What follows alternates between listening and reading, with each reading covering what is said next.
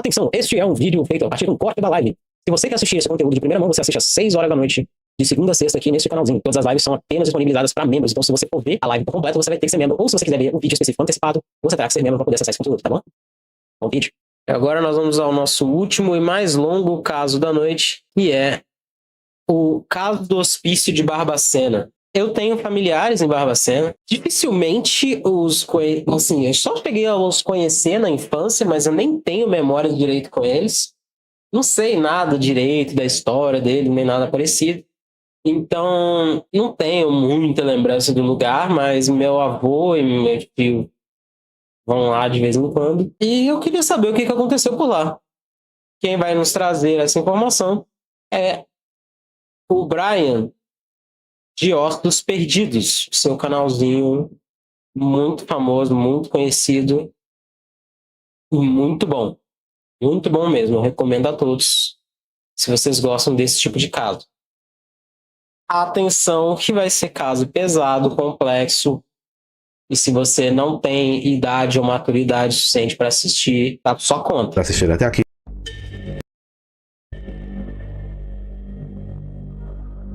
Era final de setembro de 1933.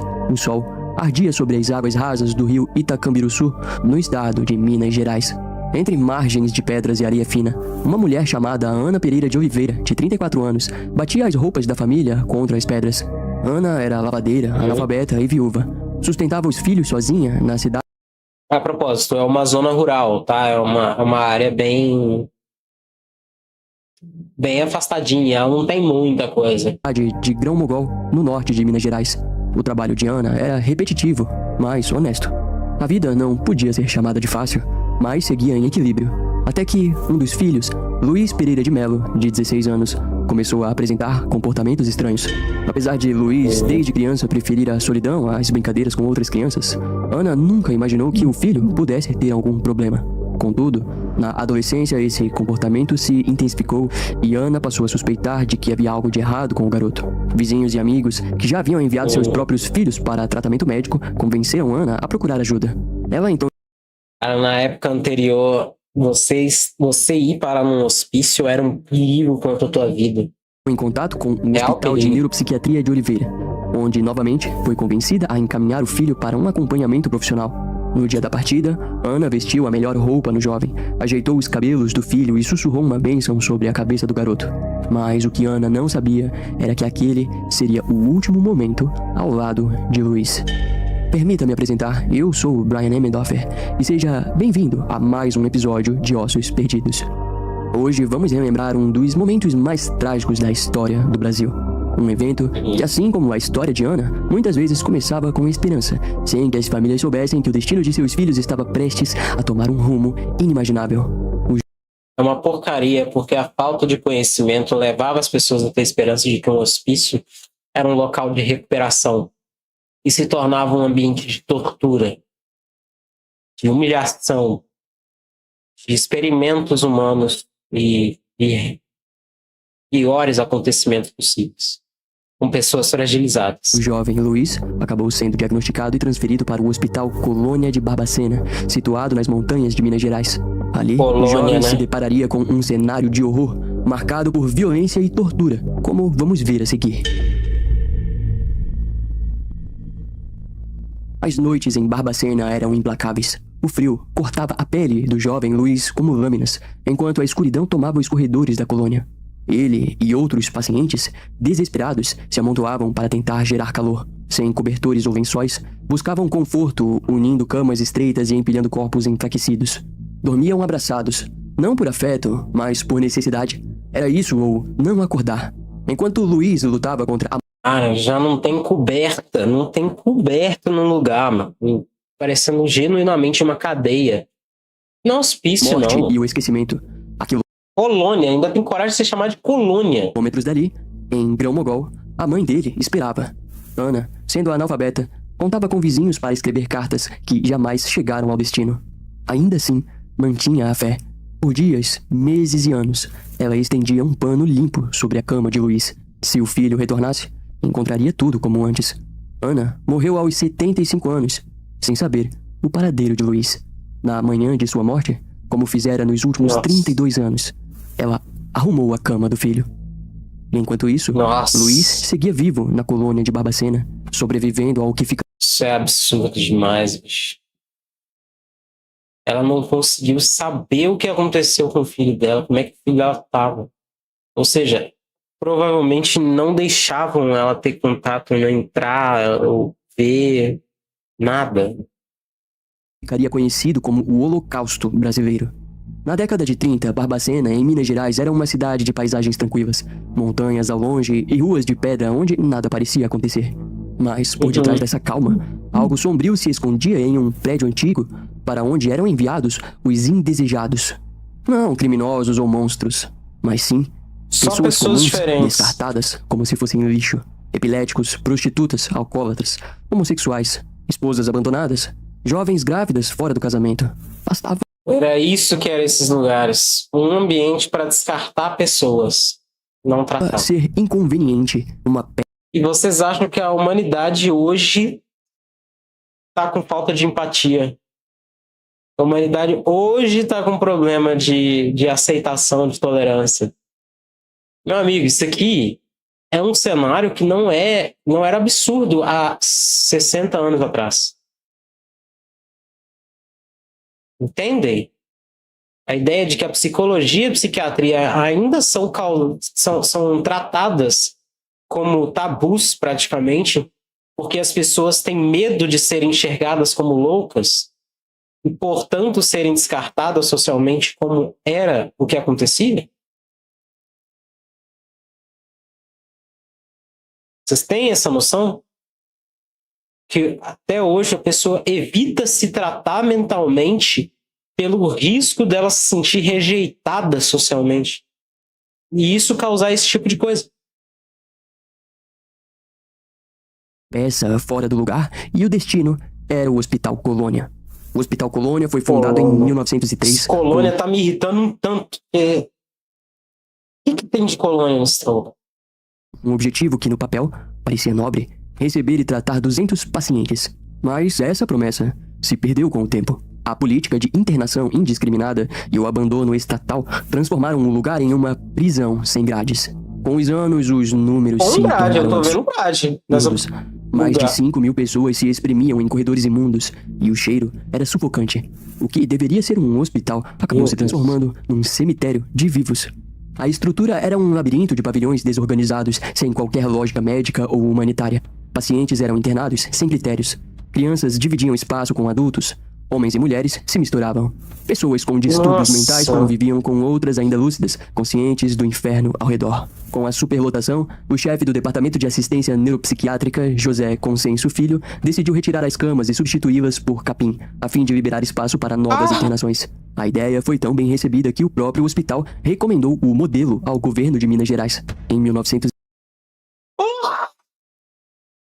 Imagina você tirar a cama, colocar capim e recomendar isso ainda. Em 59, outros hospitais adotaram os leitos de capim. Enquanto isso... Cara, eu não tô ouvindo isso não, mano. Nossa senhora, não tô ouvindo isso não. Sua colônia seguia superlotada. Os banheiros eram poucos e o esgoto vazava a céu aberto. Apesar da desorganização, existiam setores definidos. O pavilhão Arthur Bernardes, por exemplo, abrigava mulheres, muitas delas prostitutas vindas de São João del Rei, internadas após ferirem homens com giletes por recusarem o pagamento pelos programas. No pavilhão Afonso Pena, os internos viviam em extrema miséria. No departamento A, eram colocadas mulheres sem recursos para pagar pela internação. Funcionários rebatizavam essas pacientes com nomes e muitos registros eram feitos. Essas mulheres, em sua maioria, eram filhas de fazendeiros ou coronéis, expulsas de casa por perderem a virgindade ou adotarem comportamentos considerados inaceitáveis. Simplesmente descartado. Descartado. No pavilhão Milton Campos, pacientes absurdo, considerados aptos ao trabalho eram tratados como ferramentas, destinados principalmente ao serviço no cemitério do hospital. Havia uma ala infantil, mas mulheres grávidas internadas tinham os bebês retirados à força e doados. Algumas gestantes tentavam proteger os filhos, cobrindo o próprio corpo com fezes para evitar os funcionários, sem sucesso.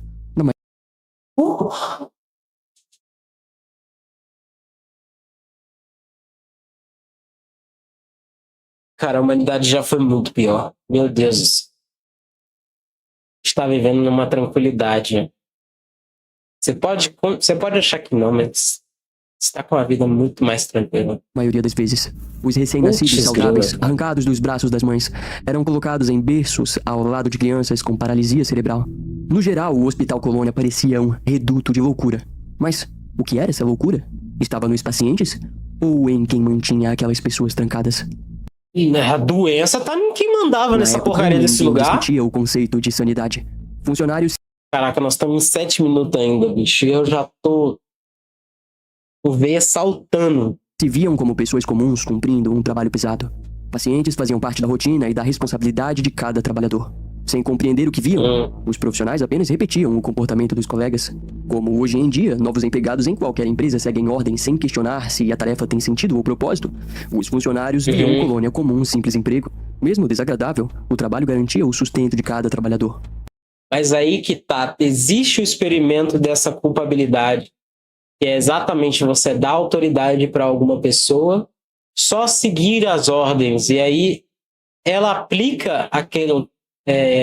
eu esqueci a teoria pela qual isso pertence, mas basicamente vai ter uma pessoa do outro lado que vai tomar um choque toda vez que você aperta o botão, e você pode aumentar a intensidade, e as pessoas ficam incentivando aquela pessoa a aumentar a intensidade para o choque ser maior. O que se aprendia com isso?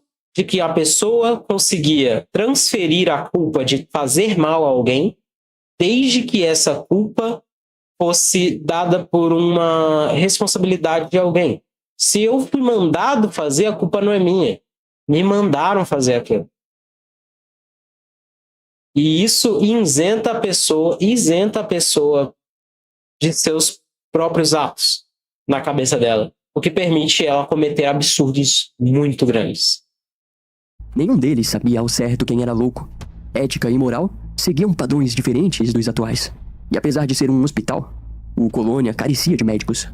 Até o fim da década de 50, psiquiatras e clínicos eram raros. A maioria dos trabalhadores não tinha qualquer formação. E o horror começava antes da entrada no hospital. Na estação Bias Fortes, dezenas de pacientes embarcavam em viagens longas, marcadas pela fome e desconforto. Quando o trem diminuía a velocidade, os internos já viam os fundos do Colônia. Algumas pessoas conheciam as histórias e sentiam medo, mas a maioria chegava sem imaginar o destino à frente. Em fila indiana, seguiam para dentro do hospital. Muitos não sabiam nem onde estavam, tampouco como eram chamados pelos moradores locais. O trem de doido chegou, diziam em Barbacena, repetindo a expressão por décadas. Alguns pacientes até chegavam em viaturas policiais, dependendo do motivo da internação, mas a maioria vinha de trem. Dentro do hospital, os recém-chegados passavam pela triagem. Ali, homens, mulheres e crianças eram separados por sexo, idade e características físicas. Cada paciente entregava seus pertences pessoais, inclusive roupas e sapatos. Uma humilhação que deixava muitas jovens desesperadas. Depois vinham os banhos gelados coletivos. Os homens também tinham os cabelos raspados como prisioneiros de guerra. Ao atravessar as últimas portas, perdia-se o nome. Cada pessoa recebia um número ou um apelido. Após a triagem, o grupo vestia o azulão, o uniforme de brim azul, incapaz de proteger do frio. Em poucos minutos, cada pessoa era levada para um setor. Nos dias seguintes, os novos internos descobriam horrores ainda maiores.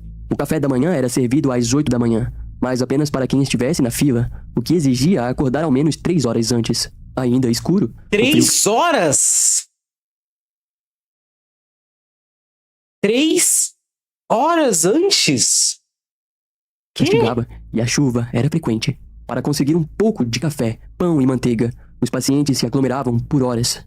Essa rotina levava muitos à hipotermia, que, com frequência, resultava em morte. Apesar dos horários para as refeições, fome e sede eram constantes no Colônia. A comida era despejada em coxos, como ração para animais.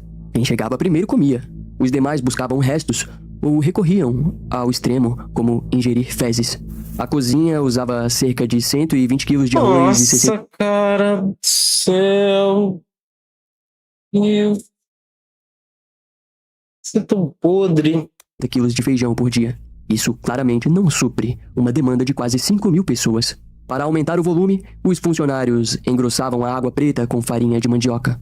As refeições eram insonsas, sem tempero e, na época de colheita, o milho virava base alimentar, causando diarreia em vários pacientes.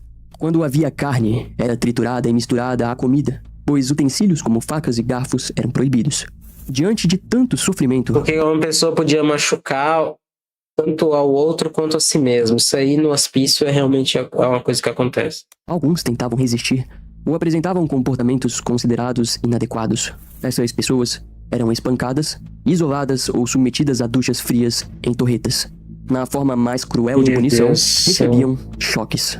Os funcionários amarravam as pessoas em camas, colocavam pedaços de cobertor na boca para evitar morderem a língua e aplicavam descargas de alta voltagem. Muitos morriam na hora, por parada cardíaca. Quando o procedimento não era usado para punição, também era utilizado como terapia em pacientes com transtornos mentais graves. Transtornos esses que eram medidos sem diagnósticos certeiros e levando em consideração de que muitas pessoas eram normais. A maioria das terapias era pura tortura. A prática... Entrar num lugar desse, honestamente, você prefere morrer. Você era prefere. tão constante que em dias de grande uso, a rede elétrica da cidade não suportava e chegava a cair. Além disso, muitos internos, após repetidas sessões de eletrochoque, tornavam-se incapazes de reconhecer a própria identidade ou ficavam em estado vegetativo. Lobotomias também eram realizadas. Sabia que ia ter lobotomia, a porcaria da lobotomia. Inclusive em crianças. O objetivo geral... Em crianças? Em criança. Cara, pra quem nunca viu o processo de lobotomizar alguém,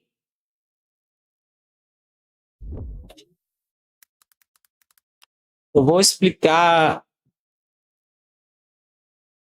com uma imagem simples aqui. Vocês estão vendo isso daqui? Espero que sim. É basicamente uma pessoa colocar um negócio muito fino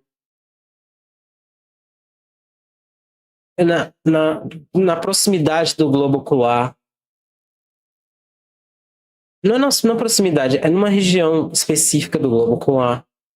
Passa lá para dentro e na hora que entra em contato com o cérebro, os caras fazem tic, tic, tic.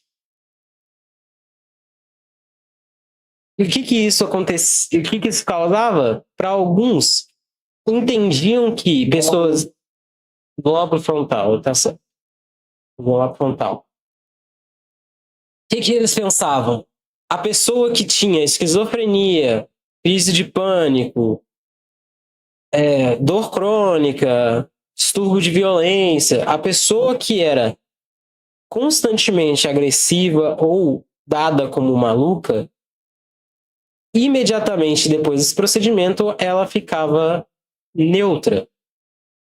Mas ela também simplesmente era desligada. Ela virava um vegetal ambulante.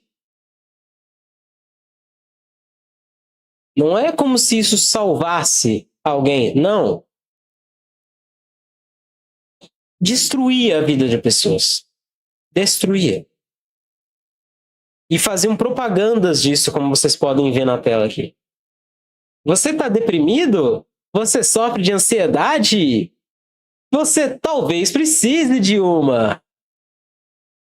Só leva 10 minutos.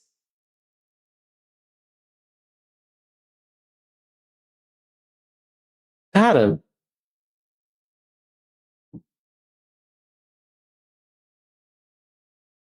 Vamos seguir, do colônia era pacificar os internos, tornando-os obedientes. E de fato ele teve muito sucesso com aquilo, dando origem a uma grande colônia de mortos-vivos que se seguravam no que lhe restava de sanidade para sobreviverem.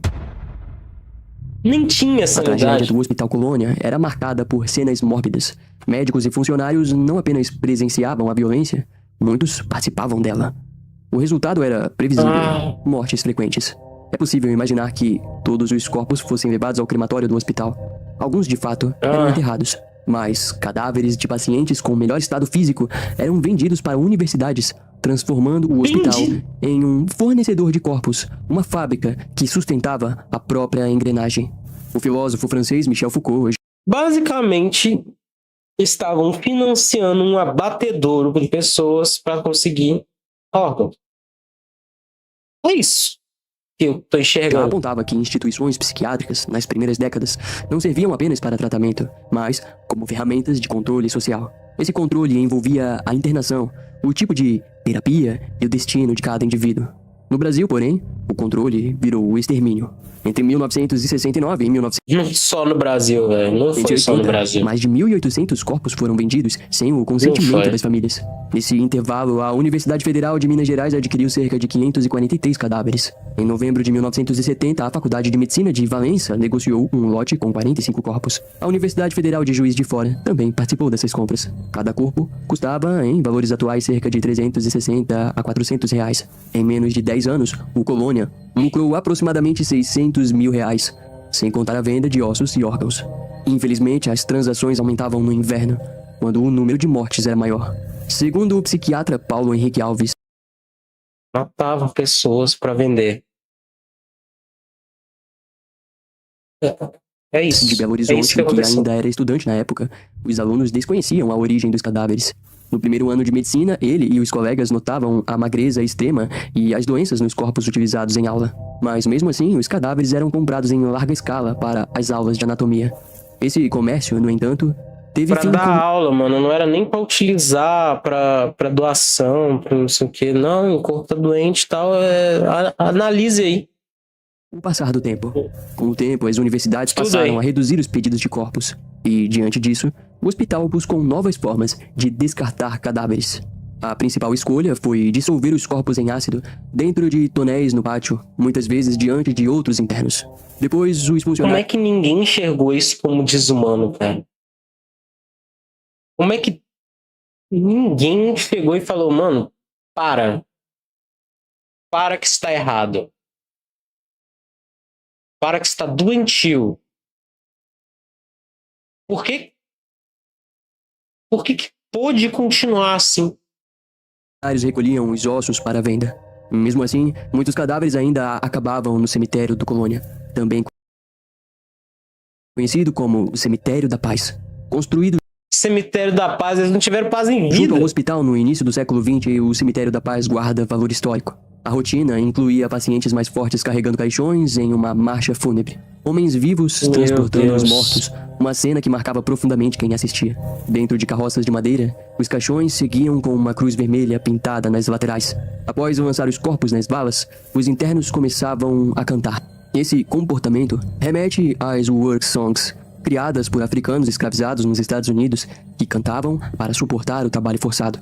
As músicas Nossa guiavam o Senhora, ritmo das pô. marretas, pás e picaretas, e serviam de alívio emocional. No fim do século XIX, após Sim. a abolição e a migração negra para cidades como Chicago e Nova York, esses cantos deram origem ao blues. Ou seja, comparar Aham. essa história à do Colônia revela um contraste perturbador. No hospital, os cantos surgiam Sim. não durante o trabalho, mas diante da morte. A música criada pelos internos jamais foi registrada. Desaparecia com cada corpo levado à vala. Todos sabiam que em breve o próprio canto se calaria, e o destino seria a carroça rumo ao buraco úmido no cemitério. Um fim trágico e quase inevitável.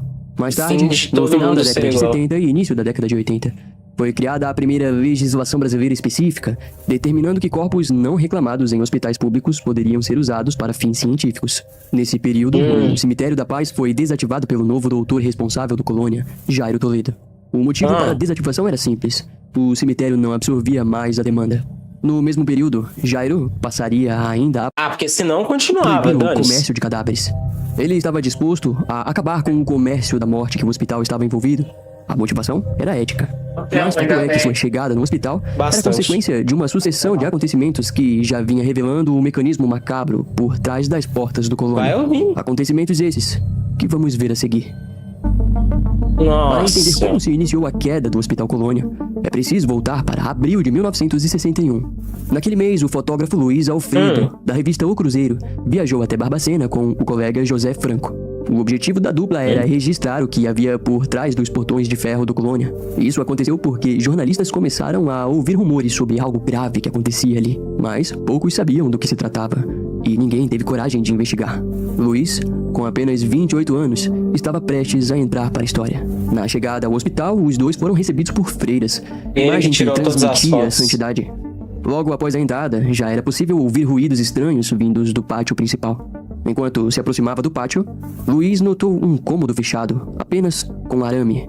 Movido pela curiosidade, entrou com facilidade e encontrou o local funcionando como necrotério. Ali viu 3 cadáveres em estado avançado de decomposição, ao lado de dezenas de caixões de madeira. A cena já era pesada, mas não se comparava ao que encontraria a seguir. Quando a porta para o pátio foi destrancada, o horror se revelou. O cheiro pútrido se misturava à visão de milhares de pessoas sujas, com cabelos desgrenhados e corpos esqueléticos. Mais tarde, José Franco descreveu a cena como uma encenação viva do Inferno de Dante, poema épico da Divina Comédia. Na obra, Dante e Alighieri mergulha fundo na psicologia do sofrimento humano e o que a Divina Comédia retrata, de forma literária, o Colônia apresentava como realidade. O personagem Dante, guiado por um poeta, atravessa 9 círculos, cada qual destinado a um tipo de pecador. A punição em cada nível simboliza o pecado cometido em vida. No primeiro círculo, os virtuosos não batizados vivem em tristeza eterna, conscientes da ausência de Deus. Depois vêm os círculos da luxúria, gula, avareza, ira, heresia, violência, fraude e traição. Os nomes falam por si. E diante disso surge a pergunta: que pecado justificaria o destino daqueles seres humanos no Colônia? Enquanto José Franco refletia sobre essa visão trágica e poética, Luiz Alfredo usava a câmera para registrar os horrores. Fotografou homens com uniformes rasgados, cabeças raspadas e pés descalços. Alguns estavam completamente despidos. De um lado do pátio, crianças dividiam espaço com adultos. Em outro canto, jovens nuas permaneciam vulneráveis diante de grupos de homens. Nossa, jovens nuas! Se chocou ao ver um interno agachado, bebendo água do esgoto. Nas banheiras coletivas, encontrou fezes e urina no lugar da água. Ainda no pátio, ele e José presenciaram carnes sendo cortadas diretamente no chão. Ao visitar outro pavilhão, encontraram pacientes deitados em camas improvisadas com trapos ou amontoados uns sobre os outros. As camas de capim impressionaram Luiz, que sabia que o material também escondia ratos e baratas. A prova disso estava na quantidade de doentes jogados ali, esperando por cura ou pela morte. Nenhum dos dois havia presenciado algo semelhante. Na visão de Luiz e José, o Colônia produzia os horrores dos campos de concentração da Segunda Guerra Mundial. Após horas dentro do hospital, os dois retornaram e relataram tudo ao chefe de redação do jornal. Segundo Luiz, em suas duras palavras, aquilo era um assassinato em massa.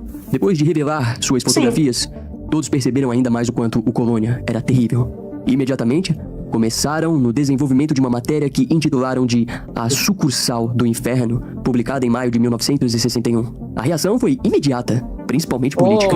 Os governantes prometeram mudanças drásticas e o senso de desumanidade ressoou por toda Minas Gerais. No entanto, enquanto o barulho político e social acontecia, as coisas permaneceram exatamente iguais dentro do Hospital Colônia. A esperança era de que algo estivesse sendo feito, mas eram apenas promessas vazias e que jamais passaram das portas e muros daquele local. Seria apenas em 1973 que um novo acontecimento demarcaria a mudança para a história do hospital. Naquele período, o filho do aclamado médico Paul Foucault desembarcou no Brasil. Seu nome, Michel Foucault, carregava todo o legado francês de seu pai. Sim, estamos falando do filósofo mencionado anteriormente. Suas primeiras paradas foram para ministrar palestras na Pontifícia Universidade Católica do Rio de Janeiro. Em seguida, Michel viajou para Belo Horizonte, onde possuía agendado conferências para os hospitais psiquiátricos do estado. Os acadêmicos brasileiros da época ficaram fascinados pela presença do psiquiatra, que até mesmo fazia questão de sentar ao lado deles e ouvir sobre como era o tratamento nas casas destinadas aos loucos. Durante sua viagem, Michel acabaria trombando com o psiquiatra Ronaldo Simões, de 35 anos, um profissional que questionava o modelo de psiquiatria e desumanização que acontecia dentro dos institutos. Seria a partir dele que Michel conheceria a história de Barbacena. Da mesma maneira, seu encontro com Michel mudou a vida de Ronaldo, que assim como muitos profissionais de sua época, conhecia os horrores fotografados no Hospital Colônia em Barbacena. Tanto que um ano antes do encontro com Michel Foucault, Ronaldo já havia escrito um projeto para a extinção do Colônia. Ele não conseguiu nada com aquilo, mas o seu encontro com alguém da família Foucault fez com que no final da década de 70 ele denunciasse o hospital para o Congresso de Psiquiatria de Minas Gerais. Suas denúncias foram acompanhadas de comentários pessoais sobre a realidade dentro do Colônia, algo que causou um grande estrondo no meio acadêmico. Tanto que Ronaldo acabaria demitido de seu emprego na Fundação Hospitalar do Estado de Minas Gerais. A partir desse ponto, ele seria o primeiro profissional da área a denunciar ativamente o Colônia. Depois dele surgiu Francisco Paes Barreto, que anos antes havia visitado o hospital ao lado de George Paprock, um dos maiores pesquisadores de psicofármacos do Brasil. A visita tinha como objetivo Nunca testar o vi. Anatensol Depot, um novo antipsicótico injetável de ação prolongada. No seu primeiro dia, Francisco se deparou com a cozinha do hospital, onde acreditava que os funcionários estavam preparando o trato para os porcos. Contudo, ao questioná-los, foi informado que se tratava da refeição dos pacientes. Os testes com a medicação Nossa. durariam alguns meses. Nos dias seguintes à chegada, Francisco Imagina, não, isso aí é merda? Não, é o alimento. presenciou os piores horrores do hospital, como a morte desenfreada de pacientes e as condições de vida repugnantes nas quais essas pessoas sobreviviam. Ao longo dos anos, Francisco escrevia diversas críticas ao Hospital Colônia. Uma dessas críticas, em especial, foi redigida com o objetivo de ser apresentada no Congresso Brasileiro de Psiquiatria. No entanto, apenas em 1979, o Conselho Regional de Medicina decidiu Nossa, reagir esse lugar ficou muito tempo aberto ainda, velho. Nossa à senhora. insistência de Francisco. A instituição entrou com uma acusação formal contra o psiquiatra, alegando que o artigo havia violado o Código de Ética Médica. Frente à denúncia, Francisco se viu diante de duas opções: abandonar as denúncias contra o Hospital Colônia ou enfrentar as possíveis consequências legais e profissionais. Por sorte, em julho de 1979, o renomado psiquiatra italiano Franco Basaglia veio ao Brasil com o propósito de conhecer os hospitais Basaglia. psiquiátricos do país. Ao desembarcar, Basaglia foi recebido pelo psiquiatra mineiro Antônio Soares Simone, que administrava diversas instituições e tinha a intenção de apresentar Ó, que foto horrorosa, né, esses Antônio? locais ao visitante, Coitado. incluindo o Hospital Colônia, em Barbacena. Assim como Francisco, Antônio conhecia a realidade daquele lugar e já travava uma luta contra os abusos ali cometidos. Acreditando que poderia ampliar o alcance das denúncias, Antônio decidiu levar o psiquiatra italiano até o Hospital Colônia. E o impacto foi devastador. Franco Basaglia ficou profundamente chocado com o que testemunhou dentro da instituição. Lógico. Durante a viagem de volta, Tá o maluco. psiquiatra italiano Se ele não ficasse chocado, permaneceu Bora. em silêncio por várias horas. Parecia estar refletindo sobre os próximos passos. Logo após o retorno, Franco comunicou a Antônio que era hora de acionar a imprensa. Isso porque, naquele mesmo dia, ele participaria de uma conferência na Avenida João Pinheiro, em Minas Gerais, e pretendia relatar publicamente o que havia presenciado no Hospital Colônia. Lá, a poucos metros do imponente Palácio da Praça da Liberdade, jornalistas e curiosos se aglomeravam, ansiosos pelas palavras do psiquiatra italiano. Diante de uma plateia composta por acadêmicos e profissionais da área da saúde, Franco fez uma declaração que ressoaria por décadas. Hoje, estive em um campo de concentração nazista. Jamais em nenhum lugar do mundo presenciei uma tragédia tão avassaladora quanto esta. O impacto foi imediato. A nossa, denúncia ultrapassou fronteiras, sendo noticiada por jornais Falou na nacionais e lata. internacionais. Até o New York Times voltou seus olhos para a realidade brutal enfrentada por pessoas com transtornos mentais em Minas Gerais.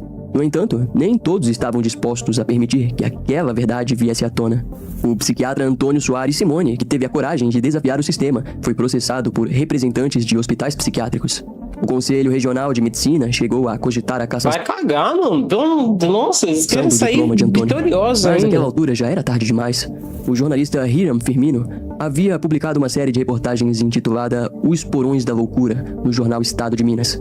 Hiram conseguiu entrar no Hospital Colônia e revelar ao público toda a tristeza e tragédia vividas pelos pacientes. Esse movimento culminaria ainda em 1979, no lançamento do documentário Em Nome da Razão, dirigido por Elvésio Raton. O diretor fez questão de exibir imagens chocantes dos internos vivendo em condições desumanas, muitos deles despidos, desnutridos e abandonados. Diferente de uma denúncia apenas escrita, o filme ofereceu um rosto e uma voz às vítimas esquecidas da colônia. Ofereceu às imagens pessoas. aconteceram depois que Elvésio e sua equipe passaram cerca de 8 dias dentro do hospital, registrando imagens e ouvindo relatos de internos que haviam passado a vida inteira encarcerados sem motivo. Mais tarde, o filme seria assistido tanto pelo psiquiatra Franco Basaglia quanto pelo jornalista Hiram Firmino. Até o fim de 1979, os dois nomes se tornariam símbolos da virada. A popularidade de Franco ajudou o projeto a ganhar ainda mais notoriedade, causando forte comoção pública. Desde seu lançamento, o documentário passou a ser exibido em diversos festivais internacionais e recebeu prêmios de grande relevância. A partir daquele ponto, tornou-se impossível negar ou esconder o que acontecia dentro dos muros do Hospital Colônia. A pressão Tava gerada absurdo. pelas imagens e o envolvimento de psiquiatras de várias partes do Brasil e do mundo tornaram inevitável o início de mudanças no sistema. Diante da repercussão, o governo de Minas Pelo Gerais menos transferiu a fecha. gestão do Colônia para a Fundação Hospitalar do Estado de Minas Gerais. Esse passo deu início a um projeto de reestruturação da assistência psiquiátrica. Em 1980, esse projeto foi aprovado, estabelecendo o fechamento gradual do Hospital Colônia. Naquele Ótimo, momento, o médico Jairo fechou. Toledo já havia sido transferido Tá do Hospital louco. Galda Veloso em Belo Horizonte para atuar em Barbacena. Ao chegar, Jairo começou a promover mudanças no local. Seu olhar clínico e inquieto logo identificou as atrocidades escondidas sob a aparência de um tratamento médico. Jairo tinha consciência de que não conseguiria mudar tudo de imediato, mas sua primeira medida foi interromper o comércio de cadáveres, prática já mencionada anteriormente. Em seguida, Jairo voltou sua atenção para as crianças que viviam entre os adultos no Hospital Colônia. Cerca de 33 meninos, tratados como casos perdidos, cresciam em meio ao desespero e à loucura. A presença desses garotos no hospital representava uma violação gritante dos direitos da infância. Todas as crianças foram levadas para Belo Horizonte, onde passaram a viver em um ambiente mais adequado. Ao mesmo tempo, Jairo pôs fim à transferência indiscriminada de pacientes do Instituto Raul Soares para o Hospital Colônia. Até então, a prática era simples. Se o quadro de um paciente não fosse resolvido em 10 dias, a equipe médica o enviava para Barbacena.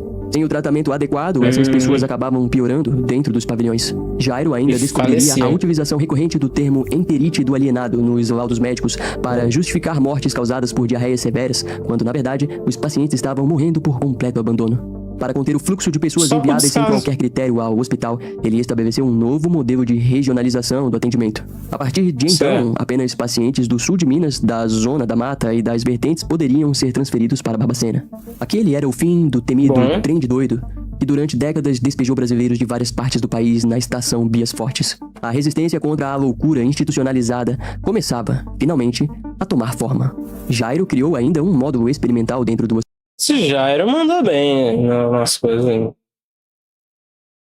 Hospital, com 120 leitos e equipes multidisciplinares dedicadas a estabilizar os pacientes e oferecer uma nova perspectiva de vida. E pela primeira vez, os prontuários passaram a registrar datas de saída para os internos. A internação deixava de representar uma sentença perpétua. A ideia de que os pacientes podiam se recuperar e retornar ao convívio social começava a ganhar espaço. O esforço de Jairo não passou despercebido. Em 1986, ele foi eleito diretor do Hospital Colônia e, ao lado do psiquiatra Ronaldo Simões, iniciou um dos projetos mais revolucionários da história da saúde mental no Brasil, a criação das casas de acolhimento, embriões do que hoje conhecemos como residências terapêuticas. A proposta era simples, mas ousada. Retirar dos pavilhões os pacientes com maior grau de independência e ajudá-los a reconstruir suas vidas. Porém, quando a obra estava prestes a ser finalizada, surgiram rumores de que representantes do futuro governo de Minas Gerais cogitavam destinar as casas a outra finalidade. A justificativa apresentada era de que o Estado não poderia continuar investindo recursos públicos no tratamento da loucura. Jairo sabia que não podia permitir que isso acontecesse. E em apenas uma semana, organizou uma ação decisiva. Diversos pacientes foram levados para as novas casas antes que o governo tivesse tempo de intervir. O processo de transição, olha, o cara é ousado, que deveria levar cerca de 3 meses, foi acelerado e concluído em questão de dias. E funcionou. A função original das casas foi mantida e o espaço nunca mais voltou a ser usado de outra maneira. O modelo se consolidou e outras 28 residências terapêuticas foram construídas fora dos muros do hospital. A chamada Cidade dos Loucos já não era mais a mesma. Até agora não mencionei números, mas com mais de 60 mil vidas ceifadas ao longo dos anos dentro de suas paredes. 60 mil? Aquele lugar carregava um passado sombrio. No entanto, com as novas mudanças, algo antes impensável começava a surgir entre os sobreviventes. Ah não, mano, demole esse lugar e faz outro. Tá amaldiçoado já. A possibilidade real de esperança. Após tantas transformações, no dia 16 de agosto de 1996, o psiquiatra Jairo Toledo anunciou que as instalações do antigo Hospital Colônia seriam transformadas no Museu da Loucura. No local, Jairo passou a exibir alguns objetos que ele próprio havia guardado desde o fim da década de 1970. Entre os itens expostos estavam instrumentos médicos utilizados em tratamentos psiquiátricos, como aparelhos de eletrochoque e equipamentos usados em lobotomias. Inicialmente, a criação do museu não foi bem recebida pelos moradores de Barbacena. É meio complicado, né? Você falar o museu das piores coisas que aconteceram. Os políticos e cidadãos queriam apagar aquele capítulo da história da cidade. Placas que indicavam a localização do museu chegaram a ser removidas das estradas que levavam até o local. No entanto, com o passar do tempo, o espaço se tornou um dos museus mais visitados da região, funcionando como um memorial dedicado às vítimas do Hospital Colônia. Entre os poucos sobreviventes que conseguiram deixar aquele lugar, muitos carregavam cicatrizes profundas. Uma dessas sobreviventes foi Francisca Moreira dos Reis, conhecida como Chiquinha, em 1979, quando o Hospital Colônia... você foi fazer na Colônia Maria Chiquinha? Ainda funcionava com intensidade, Chiquinha trabalhava na cozinha e sonhava com uma vaga como atendente de enfermagem. No entanto, a seleção para a função envolvia um teste cruel, aplicar choques elétricos nos pacientes do pavilhão Afonso Pena. E ela não 20 conseguia mulheres foram fazer. sorteadas para participar, sem qualquer tipo de preparo ou chance de recusa. Maria do Carmo, uma das colegas de Chiquinha, foi a primeira a tentar. Maria cortou um pedaço de cobertor, enfiou dentro da boca da vítima para abafar os gritos, molhou a testa da pessoa internada e encostou os eletrodos. Em seguida, acionou a corrente elétrica, primeiro a 110 volts, depois 120. O corpo do jovem se contorceu violentamente e não resistiu. A morte aconteceu ali mesmo, diante das outras participantes do teste. Com o corpo ainda quente, a equipe enrolou o cadáver em um lençol e deixou no chão. A próxima candidata se aproximou, trêmula, e foi conduzida até outro paciente. Preso pelas amarras e completamente indefeso, o novo paciente tentou resistir, mas teve os movimentos contidos com facilidade. Mais uma vez, a descarga atravessou o corpo franzino da vítima e a morte se repetiu. O processo de seleção continuaria, mas Chiquinha fugiu antes de chegar a sua vez. Preferiu permanecer na cozinha, longe daquele horror. Em um dos corredores escuros do Colônia também vivia Sônia Maria da Costa. Internada desde a infância, Sônia era temida e respeitada por muitos. Cresceu sem pai, sem mãe. Temida e respeitada. Com o tempo, acolheu Terezinha, uma paciente igualmente rejeitada, e assumiu o papel de tutora da nova companheira. Durante as crises epiléticas de Terezinha, Sônia fazia o que podia para ajudar. Espantava os mosquitos e tentava preservar ao menos um vestígio de dignidade em um lugar onde dignidade não existia. Sônia conhecia o significado da dor. Ela sofreu espancamentos, foi violentada sexualmente, trancada em celas decadentes, lançada em banheiras cheias de fezes e privada de comida e água. Para sobreviver, precisou beber a própria urina diversas vezes. Certa vez arrancou um dente usando um alicate, porque a dor se tornava insuportável e ninguém se preocupava em tratá-la. Sônia é a paciente que mencionamos anteriormente, que chegou a se cobrir de fezes para evitar que tirassem o filho de seus braços. Ela deixou o hospital em 2003, aos 53 anos. Outro prisioneiro do Hospital Colônia foi José Machado, conhecido como Machadinho, um dos internos mais antigos do Hospital Colônia. Foi também aquele que, mesmo tendo a liberdade concedida, optou por permanecer nas instalações do novo Colônia por vontade própria. O prontuário dele registrava um número 1530. Esse homem chegou ao hospital em 1559, acusado de envenenar um colega de trabalho, apesar de nunca ter sido julgado formalmente. Condenado sem provas, diagnosticado como louco, recebeu uma pena de morte disfarçada de internação. Era um cidadão livre que passou a vida inteira acorrentado. Em uma de suas últimas fotografias, já com 80 anos, ele aparece empurrando lentamente uma cadeira de rodas pelos corredores do Colônia, sem nunca mencionar os anos que passou em um campo de concentração instalado em solo brasileiro. E por fim, Luiz Pereira de Melo, o adolescente cuja história abriu o episódio de hoje. Depois de muita luta, Luiz conseguiu sobreviver, mas fora dos muros de Barbacena, encontrou uma verdade dolorosa. Ao retornar para casa, já com quase 80 anos, descobriu que a irmã mais nova, Maria Teresa de Melo, havia vivido por anos em situação de rua e era conhecida na comunidade como uma mulher considerada louca. Após a morte da mãe, sem ninguém para cuidar dela, Maria passou a viver em completa decadência. Por sorte, em determinado momento, uma instituição acolheu Maria, o Asilo São Vicente de Paulo. Lá, ela passou as décadas seguintes de sua vida. No entanto, Maria desenvolveu sérios problemas de saúde, ficou cega, se tornou hipertensa e foi diagnosticada com demência precoce. Depois de quase 60 anos separados, Maria não pôde ver Luiz com os próprios olhos, mas conseguiu reconhecê-lo pela voz e por detalhes marcantes no rosto dele, como uma das sobrancelhas falhadas. Para aqueles que registraram a história trágica da família Melo, torna-se evidente que a dívida do Estado com essas pessoas é incalculável. É irreparável. Quando a história do chamado Holocausto brasileiro começou a ser documentada em 2011, ainda existiam 190 sobreviventes. Hoje, restam poucos. Cada uma dessas pessoas carrega um fragmento do pesadelo que muitos tentaram esquecer. Não é possível apagar o passado, nem devolver os anos que foram arrancados à força dessas vidas. Mas há algo que ainda pode e deve ser feito: lembrar. A cada vez que essa história é contada, ela sobrevive. Enquanto houver alguém disposto a relembrar, existirá também alguém disposto a questionar, a cobrar e a se recusar a aceitar que a tragédia vivida no Hospital Colônia foi apenas um capítulo encerrado. Foi maravilhoso esse vídeo. Assim, não os acontecimentos foram detestáveis, nojentos, podres, mas a produção do vídeo foi fenomenal.